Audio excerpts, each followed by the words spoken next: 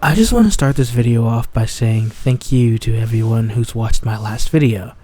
It did 10 times more than I expected, and I honestly hope that you all like this video as much as the last one. Today, I'm going to be talking about the infamous fighting game DNF Duel. For those of you who don't know, DNF Duel is a fighting game that released on June 28th, 2022, and was developed by multiple companies.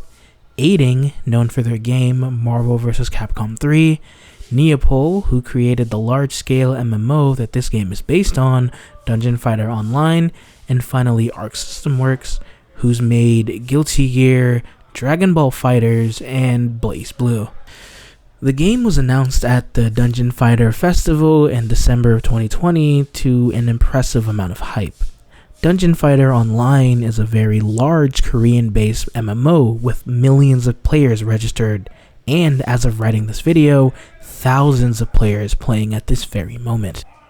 So, it isn't a small game by any means. Dungeon Fighter Online is known globally. So, why does DNF Duel have less than even 1% of the player base of Dungeon Fighter Online? Let's talk about it. From what I've gathered with my research, DNF Duel had about two major things that went against it when it first released: its lack of balance and developer communication. For its balancing issues, there is a little bit to talk about. For instance, one problem that I've noticed that people were talking about is how laughably large the normal buttons are for most of the cast. A lot of the cast can hit nearly full screen, while there are some characters who have just a fraction of the reach, giving most of the cast the ability to zone/play keep away, regardless if they were intended for that exact playstyle or not. It also gives them a huge range advantage. While that is a problem, you aren't able to block in the air as well. In a fast-paced game where most of the cast has giant moves that can hit you from very far away, jumping over them and holding the block button so you can safely approach would be one of your best options. But with that action not being in the game, you're forced to play the game the way your opponent wants you to nearly every time. To circumvent this, they put in a roll mechanic to help you dodge some attacks, but it's pretty lackluster due to it being a little laggy. In most cases, you'll dodge your opponent's move and they'll still act before you and put you back in the same situation as before. And with the inclusion of a rapid cancel type move called conversion that lets you cancel your attack with no lag whatsoever, so you can immediately act after to keep the pressure going, making the onslaught feel endless. The game also gives every character an invincible reversal, but not all of them are built the same. Some characters will have reversals that let them get out of the way without doing any damage, and other characters have reversals that are completely safe on block, and other characters have reversals that you can combo after hitting them, which kind of defeats the purpose of this mechanic. A reversal is a fully invulnerable move on startup, in which you use it to get out of your opponent's attacks or when you get knocked down.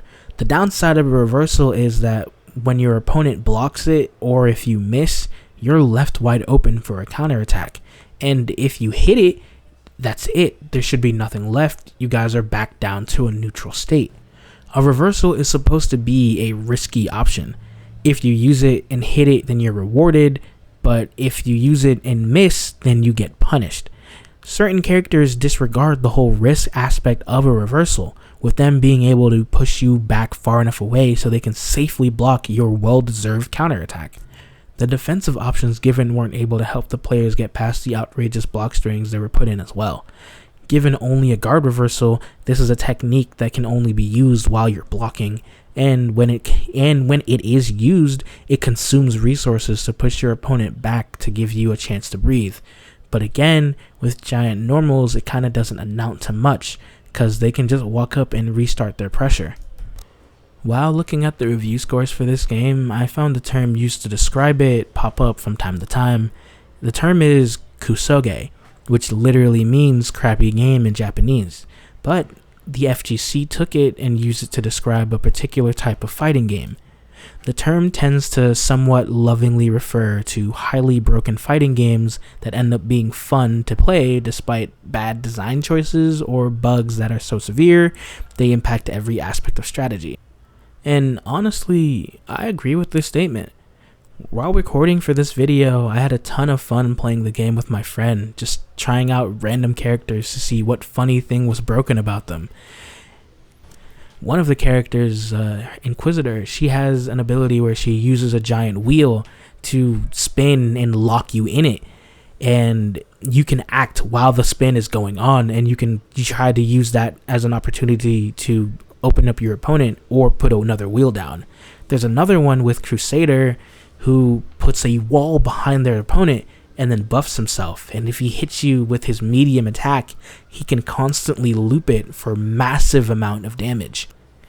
I think while developing this game, the developers had this if everyone's broken, then no one's broken thought process in mind, and then they attempted to make this game. Sadly, it didn't work out too well. The other thing I wanted to talk about is the lack of communication and action from the developers. When the game came out, there was almost no announcements for anything. A few months go by and they patch a single broken character and then left the game as is. For a fighting game or any multiplayer game in general, developer transparency is a must. Your community needs to know what's going to happen going forward, because why would anybody play your game if you aren't responding to their concerns? People wanted to know about a balance patch for everybody in the cast. They wanted to know if the broken characters were going to be less broken or the weak characters are going to get stronger. They wanted to know if the offense would be tuned down or would we get better defensive options to help deal with the overwhelming offense. Would there even be DLC? Stuff like this is important to address early because it lets your community know that you're listening. And if they know that you're listening, then they know that change will come. But that didn't happen. Nothing was said or done for a very long time, so why would anybody stay? There are plenty of games to play with good netcode as well. Why force yourself to play this one? It's honestly sad because not only is this game one of the best looking fighting games out right now, it's incredibly fun to boot. And I don't feel like it was the developer's fault for this though. I feel like someone higher up must have told them to stay put and be quiet, which is a little weird because why would you do that? You're ruining potential profit and customer loyalty. The game had over 12,000 players playing at its peak, and people were singing its praises. So why just let it die like that? I saw conspiracy theories floating around somewhere that says that Arc System Works let it die as to not take focus away from Guilty Gear Strive because they were worried about it competing. And it is a theory, but it would be a little funny if the theory was real, because in my last video I mentioned that the CEO of Arc System Works doesn't want his games competing with each other and he wants to focus on Guilty Gear. And this is an Arc System Works game, so it does make sense that if it would be real, I wouldn't be surprised at it. Disappointed, yes. Surprised, no. On a final note, I do want to say that this game is really fun to play. And it does have a small cast of characters, and sadly, some of them really outshine others, and it's kind of hard to connect to the characters due to none of them having actual names. But the game is fun to play. Each character plays unique, and their names match their description, and it's just a fun time. If you play the game without trying to be serious, you're going to be in for a blast, I promise you. But like I said, none of the characters having actual names is a little minus for me, because this is a personal thing, but I want characters to have a name, a backstory. I want it so I can connect with them and see what they're like. Like Ken in Street Fighter is my favorite character in Street Fighter, and he's been that way since I was a kid. I know his story, and he feels like a real character that I've invested in because they invested in it. There's lore to Ken, and he's not just Shoto character number 2. And it's the same in Guilty Gear. For my favorite character in Guilty Gear is Johnny. I loved his design, and I love his character. He's like one of the only normal humans, but he's so cool and such a nice guy. He has his own pirate ship, but all of his crew love him like a good captain, and he's always ready to help out anybody whenever they need it. Like, that's what I want in my characters in my video game. I want personality. You can make the character say some stuff, but to me, Grappler will just be Grappler. He won't have a name, he won't have a story. Inquisitor will just be Inquisitor. Crusader is just a Crusader. You can't personalize them. It is very sad to see the game fall the way it did, though. They updated it a while later, and as of a few months ago, gave the game its very needed patch/update, and they gave it multiple DLC characters. Honestly, if you can buy this game on sale, I highly recommend you and your friends go do so.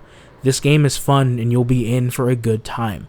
Just don't try to find random people online, because as of making this video, there are 12 people playing on Steam at this exact moment. Hopefully, people notice that the changes they made are good enough to bring people back into the game and breathe new life into it, because I do want to see this game thrive.